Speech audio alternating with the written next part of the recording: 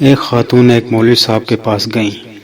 مولوی صاحب، کوئی ایسا تعویذ لکھ دیں کہ میرے بچے رات کو بھوک سے نہ رویا کریں۔ مولوی صاحب نے تعویذ لکھ دیا۔ اگلے ہی دن کسی نے روپوں سے بھرا تھیلا ان کے صحن میں پھینک دیا۔ خاتون کے شوہر نے ایک دکان کرائے پر لے لی۔ کاروبار میں برکت ہوئی اور دکانیں بڑھتی گئیں اور پیسے کی ریل پھیل ہو گئی۔ ایک دن خاتون کی نظر اس پرانے صندوق پر پڑی جس میں انہوں نے تعویذ کو محفوظ رکھا تھا۔ جانے مولوی صاحب نے تعویذ میں کیا لکھا تھا؟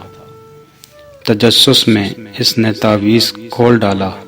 لکھا تھا، جب پیسے کی ریل پھیل ہو جائے تو سارا پیسہ تجوری میں چھپانے کے بجائے کچھ ایسے گھروں میں ڈال دینا جہاں رات کو بچوں کے رونے کی آواز آتی ہو۔